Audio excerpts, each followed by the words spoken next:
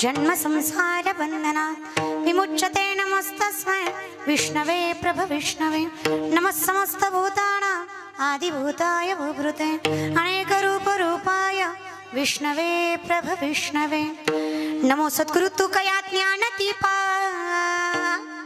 नमो सद्गुरु सच्चिदानंद रूपा नमो सद्गुरु भक्त कल्याण मूर्ति नमो सद्गुरु भास्करा पूर्ण कीर्ती मस्तक हे पायावरी या वारकरी संतांच्या आवाज मोकळा करा. प्रस्तुत प्रसंगी कीर्तन रूपी ससड घेतलेला भंग अखिलकोट ब्रह्मांड चलक निर्गुण निराकार परमात्माचं स्वरूप सगुण साकार समर्थन जगासमोर मांडणारी श्रीमंत वैराग्यमूर्ती जगद्गुरु जगदंदनीय जगतमान्य देवनिवासी तुकोबारा यांचा चार चरणाचा अखंडितपणे जगाच्या मालकाशी किती समरूप होता येतं तेही एका संसारिकाला याचं वर्णन करणारा अभंग मांडणारे जगद्गुरु तुकोबाराय सगळ्यांच्या पाठांतरातील मंगलाचरण प्रथमातला अभंग पण सामर्थ्याने जरी सहज सोपा वाटत असला तरी फार शास्त्रोक्त पद्धतीने सांगितलेला अर्थ तुकोबारायांचा आहे. तुकोबाराय सांगतात देवा संसारिक जरी असलो तरी जेव्हा तुझ्या समोर उभा टाकतो तुझं स्वरूप बघतो तेव्हा या संसाराकडे पाठ फिरवाविषयी वाटतं.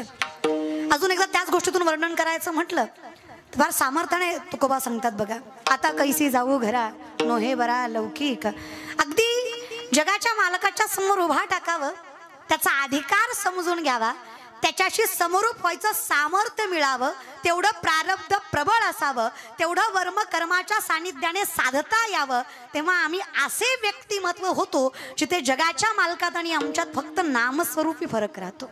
हा अधिकार सांगणारा भंग घ्यायचं कारणही तसंच आहे औचित्यही तेवढंच गोड आहे. नाग पंचमी निमित्त गेली 5 वर्ष थाटलेल्या नामचिंतनाचा गोड अट्टहास हा प्रथम दिवसाची कीर्तन रूपी सभा माझ्या पदरात आली. सर्व संयोजक आयोजक नियोजक सगळ्यांच्या माध्यमातून भव्य दिव्य असा अखंड सप्ताह शिवपुराण महाकथा आणि त्यातला थोडासा वाटा माझ्या पदरात.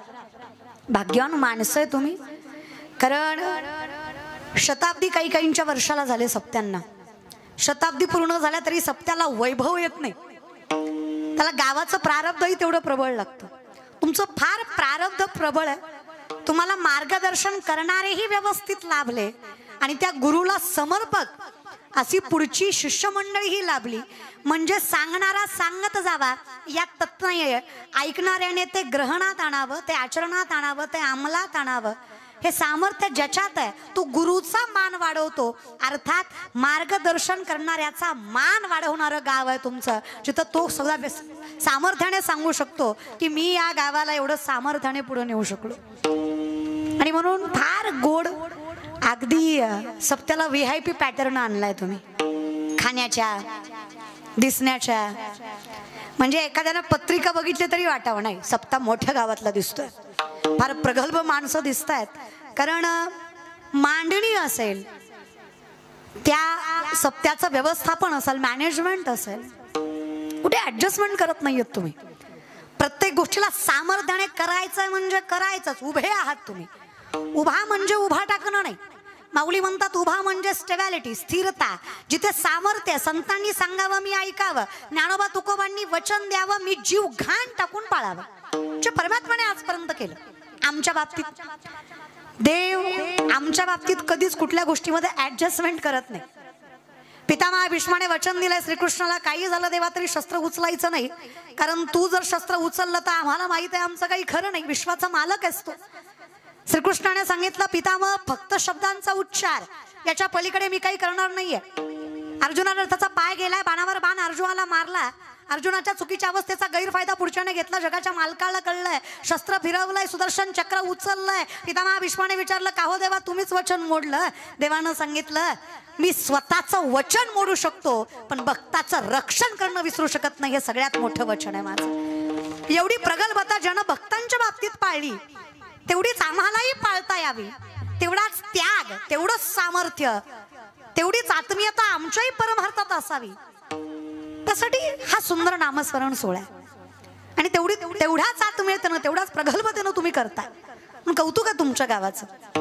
माझं यायचं 3रं वर्ष आहे, पण खरं सांगते प्रत्येक वेळेस काही ना काही वाढलेलंच आहे, एकही गोष्ट कमी झाली नाही. हे कौतुकानं तुमच्या गावाविषयी सांगावं असं वाटतं. म्हणजे तालुक्यात जर कोणी विचारलं की बाबा सप्ताह कसा करावा, तर आम्ही एखाद्या गावात गेलो तर स्वाभिमानाने सांगू शकू, जर सप्ताहच करायचा आहे तर त्या दाऊदपूर सारखा सप्ताह करा, इतकं सुंदर व्यवस्थापन ती मंडळी करतात. तुमच्याच गावाविषयी बोलतीये, जरा प्रेमानं टाळ्या वाजवा. मी माझ्याविषयी नाही सांगत आहे, तुमच्याच गावाचं कौतुक करते, तुमच्याच कष्टाचं कौतुक करते, पण तुमची टाळी मात्र पाक जीवावर आल्यासारखी आहे. विनंती आहे, ऐकणारा स्तब्ध असेल तर सांगण्यात मजा आहे. 1.25 तासात अर्जुनाला समाधी लागली होती, एवढ्या आत्मीयतेनं गीता जगाच्या मालकाच्या तोंडून अर्जुनानं ऐकली होती. आता आपली तेवढी पात्रता नाहीये, कारण सांगणारा बी लय शहाणा नाही ना. सांगणारा कृष्ण होता ना, म्हणून ऐकणाऱ्याची समाधी लागली. आमच्यासारखे सांगणारे आले म्हणून तुमच्यासारख्याची समाधी नाही, पण झोपायलाही लागते त्या. तर पॅटर्न बी तेवढे ठेवलेत ना तुम्ही खायला, त्याच्यामुळं. पण कसं आहे ना, एखादी गोष्ट जर कीर्तनाच्या, भजनाच्या, नामचिंतनाच्या आडवी येत असेल ना, तर त्याला फार स्वाभिमान समजत जाऊ नका. काही माणसं फार कौतुकाने सांगतात, जाणार होतो कीर्तनाला पण गेलो नाही. काही म्हणतात गेलतो पण बसलो नाही. काही म्हणतात बसलो पण मधनच आलो. काही म्हणतात शेवटपर्यंत बसलो पण कळलंच नाही. तुमच्या चुकाच नाही हो. तुमचे पाय कीर्तनाकडे वळत नाही, तुम्हाला कीर्तन कळत नाही, तुमचं मन कीर्तनात लागत नाही. मायबाप यात तुमची चूक नाही. माझे माऊली सांगतात, तुमचं पूर्वजन्मीचं पाप तुम्हाला भजन करू देत नाही, हे सगळ्यात मोठं सत्य आहे. ही भाषा माझी नाही हो. नामासी विनमुख तो नर पापिया, हरिविन धावयान पावे कोणी. तुका म्हणे नाड पाप ठाके हिताड. तुकोबराय सांगतात, हे पाप आहे जे भजन करू देत नाही. आणि साधीच गोष्ट आहे की हो, हे प्रारब्ध आहे जे देवाच्या समोर उभं करून देवाचं रूप आवडायला भाग पाडतात. ज्ञानोबा असतील, तुकोबा असतील, नाथबाबा असतील, 8 पिढ्याची परंपरा आहे म्हणून देव आवडतोय. 8 पिढ्याची. देहूतलं विठ्ठलाचं मंदिर 8व्या पिढीच्या अगोदरचं तुकोबरांच्या विश्वंभर बाबांनी बांधलेलं आहे. ज्ञानोबराय सामर्थ्याने सांगतात, हे माझं नाहीये देवा, ज्ञानगुणगम्य ज्ञान देवाला झाले, दिलंय कुणीतरी. निवृत्ती दासू अवधारी जोजी. हे सामर्थ्य हे कुठून तरी आलंय. जेव्हा माझ्या वडिलांची बिनाची गा देवा, तुझी चरण सेवा पांडुरंगा, तुझी चरण सेवा पांडुरंगा, चरण सेवा पांडुरंगा. माझ्या वडिलांची बिनाची गा देवा, तुझी चरण सेवा पांडुरंगा, तुझी चरण सेवा पांडुरंगा, तुझी चरण सेवा. माझ्या वडिलांची बिनाची गा देवा, तुझी चरण सेवा पांडुरंगा, सेवा पांडुरंगा. माझ्या वडिलांची बिनाची गा देवा, तुझी चरण सेवा पांडुरंगा, तुझे चरण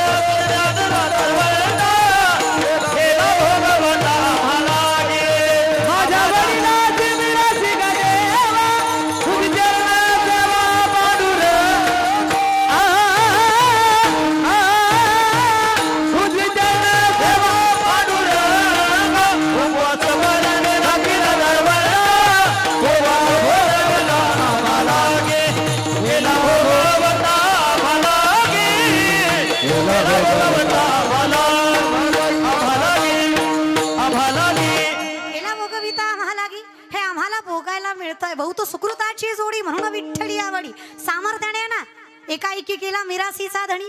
याचा विचार करा, 750 वर्षीपूर्वींचा ज्ञानोबरायांचा इतिहास आम्ही विचारात घेतला तर महाराष्ट्राची राजधानी देवगिरी असताना सुद्धा ज्ञानोबरायांच्या पंजोबांकडे मराठवाड्याचं साम्राज्य होतं. ही ताकद ज्ञानोबरायांची होती. वेद पठण करणारं कुळ आहे. मग मला देव आवडतोय किंवा देवाचं स्वरूप आवडतंय, हा प्रारब्धाचा भाग आहे. It is genetic generation. मग आम्हाला देव आवडत नाही, हा सुद्धा प्रारब्धाचाच भाग आहे.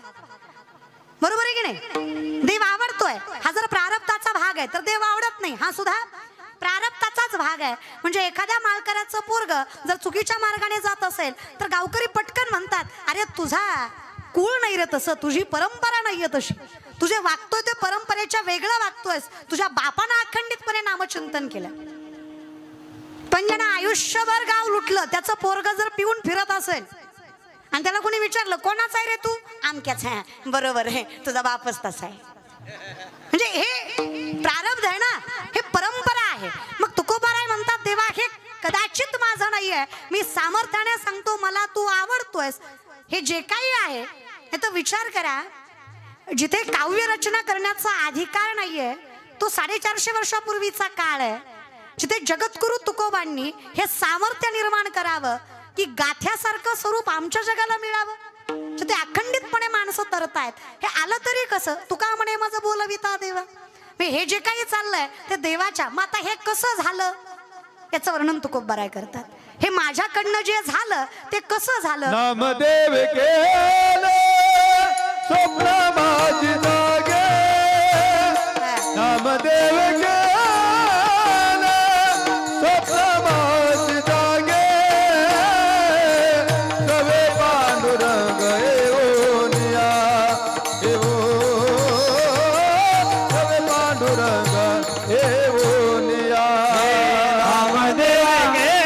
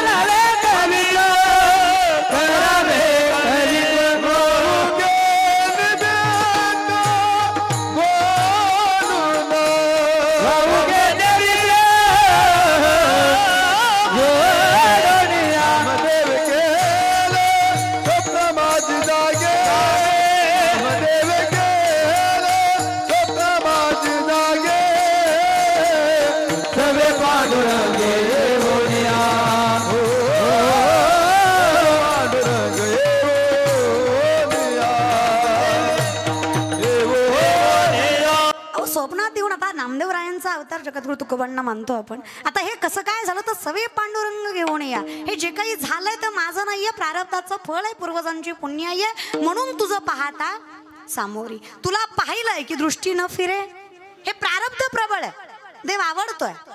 भजन आवडायला फार प्रारब्ध चांगलं लागतं महाराज, नाहीतर अखंडितपणे आयुष्य कचकच कांद्यात जातं.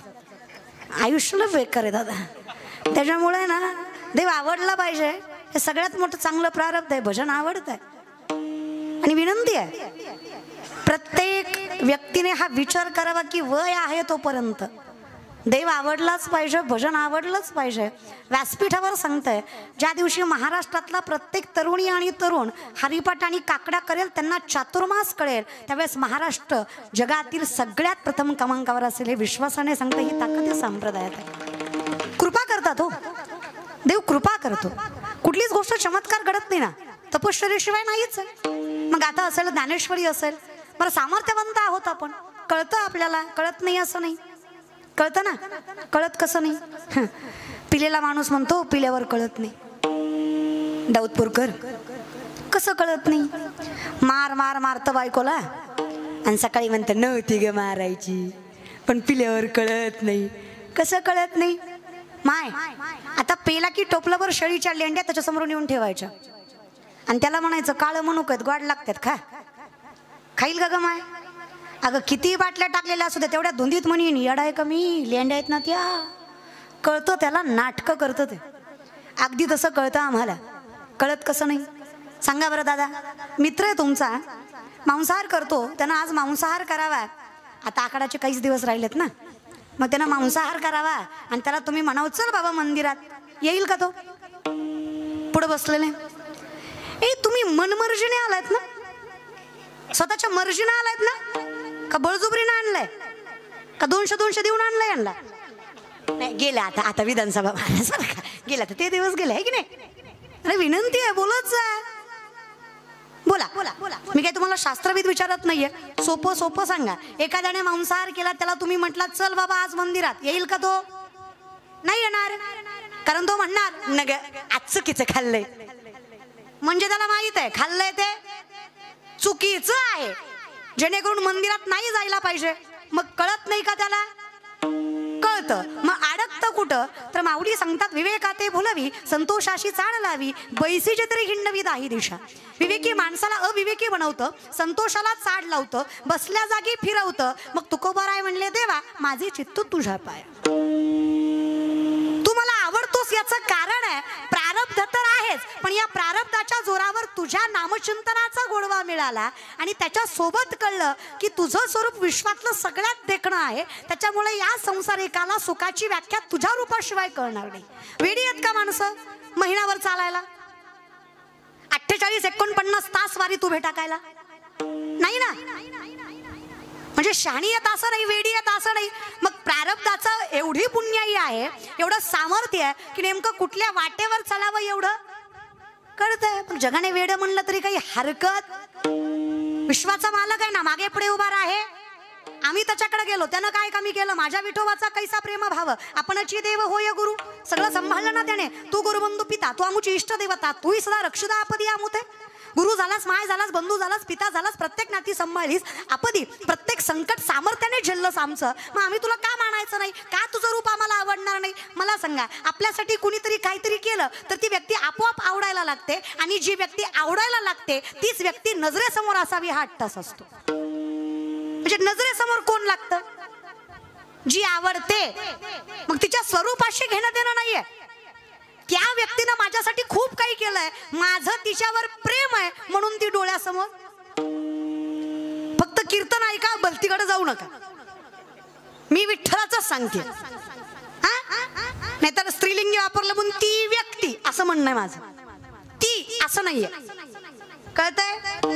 आणि लक्षात ठेवा, साध्या सामर्थ्याने विचार केला संसारिक दृष्टिकोनातून तर माय कुठेही गेली कुणाच्याही घरी तर बारक्या लेकराकडे बघितलं की तिला तिचंच लेकरू आठवतं. आठवतं की नाही?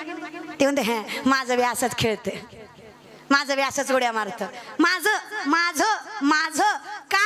कारण तिचं तिच्या लेकरावर, त्यामुळं तिला अखंडितपणे समोर तोच दिसतोय. तुकोबारायांची तीच अवस्था आहे. तू माझ्यासाठी केलंय हे मला माहित आहे, हे मला ज्ञात आहे, म्हणून तुझं पाहता, म्हणून तू दिसतोयस मला. मी तुझ्या समोर उभा आहे हे तर सत्य आहेच, पण मी जिथं उभा आहे तू समोर आहे हे सगळ्यात मोठं सत्य. मग आम्ही सामर्थ्याने सांगतो बघा, सर्वागटी राम. आवली म्हणतात बरं ज्ञानोबा आहे सांगतात, जिथे दिसे भूत तेथे मानिजे भगवंता, भक्तियोग निश्चित जाणं माझा. सगळीकडे देव आहे, विठ्ठल जळीस्थळी भरला, रिता ठाव नाही उरला. ही अवस्था का आहे? कारण माझी अवस्था अशी आहे, तुझ्याशिवाय दुसरं काही दिसत नाही आणि तुझ्यामुळं सगळं आहे हे मान्य आहे. अहम वैश्वानरो भूत्वा प्राणिनाम देहमाश्रित प्राणापान समायुक्त पच्चमण्यम चतुर्विधम. चालवणारा, बोलवणारा, दाखवणारा, जगवणारा हे सगळं सोड अर्जुना. सूक्ष्मता लक्षात घे, अन्न पचवणारा सुद्धा मी आहे. कुठल्या बेसिसवर भगवंताचं अस्तित्व नाकारता? आजकालची पिढी फार विचित्र आहे. एखाद्या मुलीला, एखाद्या मुलाला विचारलं ना, का रे बाबा हायली एज्युकेटेड आहेस, स्टँडर्ड मेंटेन करतोस, हाय क्लास लाईफस्टाईल आहे, राहायचं, बोलायचं, वागायचं स्टाईल सगळं कळतं तुला, पण कधी भजन करताना मंडपात आईबापाच्या पाया पडताना दिसला नाही. तो फार कौतुकाने सांगतो, I don't believe in God. Okay, no issue. तुम्ही देवाला मानत नाही याच्यात काहीच वावगं नाही रे. पण बहीण म्हणून सांगते, ज्या दिवशी देव तुम्हाला मानणार नाही ना, हे जग तुमचं अस्तित्व सुद्धा मान्य करणार नाही. हे सामर्थ्याने सांगते, देव मानतोय म्हणून चाललंय. मी आहे याचं मूर्तिवंत उदाहरण आहे की देव आहे, कारण तो आहे म्हणूनच मी आहे. मग मी आहे याचा अर्थ तुझं पाहता, मग ही अवस्था झाली म्हणून तू आवडतोयस. लवण मिळाविता जळे. मग याच्यासाठी मला काय करावं लागलं? जीव दिला पायात. काय करावं, काय लागलं मला? काही नाही. बघता ऐसे जाना जे देही उदास गेले अशा पाशणी मारून. मला काहीच करावं लागलं नाही, माझं काहीच नाही हे मला कळलं. तेव्हा तुझं पाहता समोरी मिठी पडली पंढरी राया. तेव्हा तू आणि मी एक झालो. आणि देव खूप करतो. देव आपल्याला काय झालं माहिती का? आमची अवस्था इतकी विचित्र आहे, आमच्याकडे कितीही असलं तरी त्याची किंमत आम्हाला नाहीये. आमचं बरं का, आम्हाला बोलतो फार आवडतं, आमचं सोडून. आपलं कळलं पाहिजे रे, आपल्या मातीचं सामर्थ्य कळलं पाहिजे आजच्या पिढीला. तर अवस्था अवघड होणार आहे. बरं काय केलं नाही. आणि कसं असतं ना, हे सगळं काय तुकोबऱ्या फार सोपं सांगतात बघा. हा, ते जे आहेत ना कूलर जवळच्या तिकडली मुलं, दादांनो एकतर एक कीर्तन आहे, गोंधळ करायचा असेल तर हरकत नाही, थांबायची गरज नाही ना, हो की नाही. बोलू नका, आता काय एवढंच बोलू शकतो आम्ही. दुसरं काही बोललं की पुन्हा कॉन्ट्रोवर्सी होते महाराज बरं का. त्याच्यावर आता बोलायचंही फार अवघड आहे. हां, हरकत नाही. मग काय केलं नाही परमात्म्याने हे जेव्हा आम्हाला कळणार आहे ना की सगळं त्याच्यामुळंच आहे. म्हणून तो जुन्या बायका चुरीला घास दिल्याशिवाय पुढं करत नव्हते बघा स्वयंपाक. माय मावल्या, खरं की नाही. जे जगाच्या मालकाने सांगितलं की मीच पचवतोय, अग्नी म्हणून मीच वास करतोय, जुन्या बायका बघा पहिला घास चुलीला द्यायच्या. दौदपूरच्या माय मावल्या, अगं माझ्या पार्टीच्या आहेत म्हणून तरी बोला ग, पाया पडतं तुमच्या, बोला, बोलत जा. खरं आहे की नाही. जुन्या शाण्याच होत्या. 12 दिवस तरी लेकराचं तोंड जगाला दाखवत नव्हत्या. का तर असं म्हणतात 5व्या दिवशी सटवी माथ्यावर भविष्य लिहिते. सटवीची राती येऊन विसंबी वाचे ईश्वर निर्णय चित्ती वाहणे सुद्धा माऊलींचं वर्णन आहे. पण 12 दिवस ते आताच्या शाण्या आहेत. आता लेकरू जन्माला की 3ऱ्या सेकंदाला फेसबुकला पोस्ट असते, baby is come, okay, like, subscribe and share. चालतं, तसं काही हरकत नाही आहे. पण काही, आणि असं नाही आहे की सोशल मीडिया वापरायची नाही, बिंदास. लोकाला कळलं पाहिजे, वारी, कीर्तन, भजन जेवढं टाकता येईल तेवढं आपल्या याच्यावर टाकता आलं पाहिजे. कारण कोणी काहीही म्हणू, हे कलियुग असं आहे, इथं देवसुद्धा प्रचारावर आहे. त्याच्यामुळे जर आपल्या धर्माचा, आपल्या मातीचा आपल्याला प्रचार करता येत असेल तर हे सौभाग्य समजा आपलं. कुठल्याही गोष्टीपासून अलिप्त राहू नका. पैसा कमवा, पुरुषार्थाचं लक्षण आहे. धर्म, अर्थ, काम, मोक्ष 2 नंबर अर्थ. संत गरीब नव्हते, राम गरीब नव्हते, कृष्ण गरीब नव्हते, पांडव गरीब नव्हते. लक्षात घ्या जरा. जे गरीब असतात त्यांच्या कथा नसतात, जे गरीब असतात त्यांच्या व्यथा असतात. यांच्या कथा आहेत म्हणजे हे सामर्थ्यवंत आहेत. जयाच्या द्वारी सोन्याचा पिंपळ अंगी ऐसे बळ रेडा बोले. सामर्थ्य लक्षात घ्या ना. पैसा कमवा, पण काही लक्ष्मी आणि अलक्ष्मी आहे. जो पैसा समाधान देतो ती लक्ष्मी आहे, आणि जो पैसा असमाधान देतो ती अलक्ष्मी आहे. तो पैसाच आहे, पण पैसा समाधान देणारा असावा, असमाधान देणारा नाही. मग समाधान देणारा पैसा नीतिमत्तेनं येतो आणि अनीतीने आलेला पैसा समाधान देत. पण अर्थात आहे. फक्त विनंती आहे, हे सगळं समजून घ्या. मग आम्हाला कळतं देवा, हे सगळं जर तुझ्यामुळेच आहे तर तुला नाकारून चालणार नाही, तुला स्वीकारावंच लागणार आहे. मग तुला स्वीकारायचं म्हणजे तुझी आवड लागणार आहे. मी तुझं नामचिंतन घेईल पण गुण गाईन. आवड लागल्याशिवाय तुझं सामर्थ्यच कळणार नाहीये. आणि ज्या दिवशी तुझं सामर्थ्य कळेल त्या दिवशी आम्हाला कळेल आम्हा तया परस्परे एका नामाचीच अंतरे. तुझ्यात आणि माझ्यात काय फरक आहे? लवण मिळविता जळे. फरक काय राहिला? काहीच नाही. मग मी तू मी हे या ज्ञान भक्ती सहज बघतो एक वटला मज तोची मीही केवळ तुझं श्रुतही आहे. पाहता न दिसे पाहता न दिसे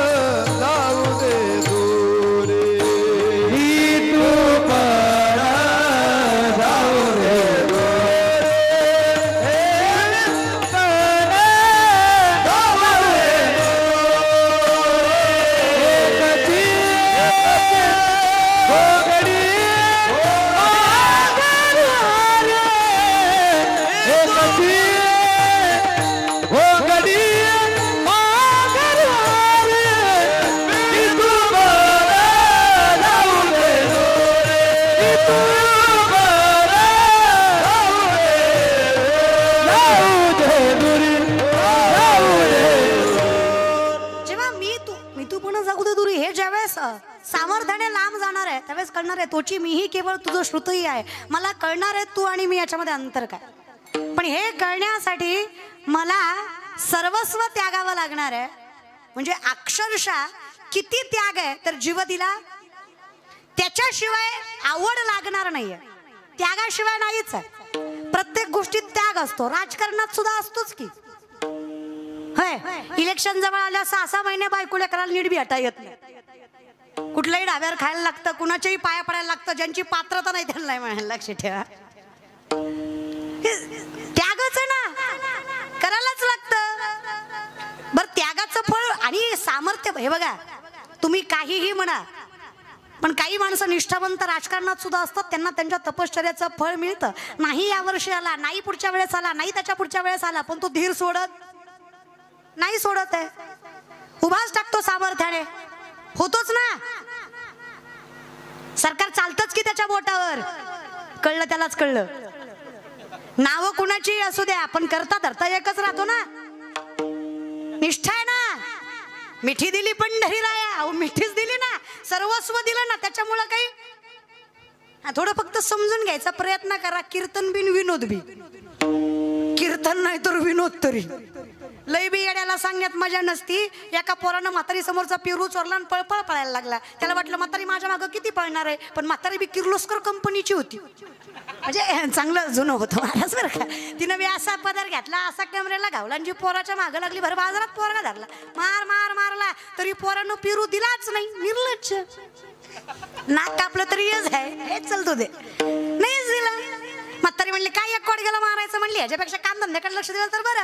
कारण लक्षात ठेवा, कायम लक्षात ठेवा, कुठलीही गोष्ट माघारी येते, पण वेळ, आर्थिक नुकसान आयुष्यात झालं तरी चालेल, पण संगतीमुळे आपल्या आयुष्याच्या वेळेचं नुकसान होता कामा नये, हे सामर्थ्याने लक्षात ठेवा.